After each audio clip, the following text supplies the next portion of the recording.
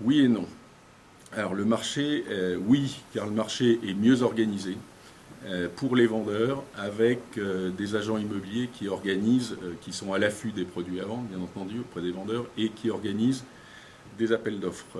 Auparavant, il y a 3 ou 4 ans, le marché était davantage un marché de gré à gré. Aujourd'hui, ce sont des appels d'offres avec des appels d'offres à 2 tours ou à un tour.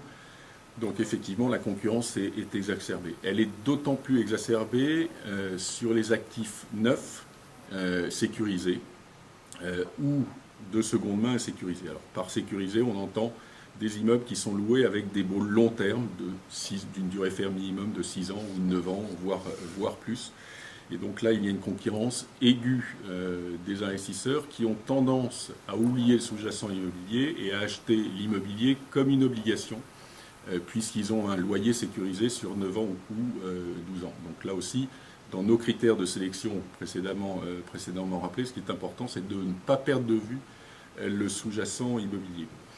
Non, car effectivement, si la concurrence est aiguë sur les actifs sécurisés, la concurrence est beaucoup moins aiguë sur les actifs de seconde main qui présentent des difficultés, soit parce qu'ils sont vacants ou partiellement loués, soit parce qu'ils sont loués mais qu'ils nécessitent des travaux, soit parce qu'il y a une complexité juridique, soit parce qu'il y a des situations locatives qui ne sont pas claires. Et là, effectivement, on a aujourd'hui des opportunités qui peuvent se présenter, mais ça demande de la part de l'investisseur un travail beaucoup plus important qu'un actif sécurisé, où on achète un immeuble avec un bail, il n'y a aucun problème. Sur ces actifs de seconde main qui nécessitent un certain travail, effectivement, la concurrence est moins importante. Ce sont des actifs auxquels on s'intéresse, bien entendu, parce que les prix et les rendements potentiels peuvent être plus importants.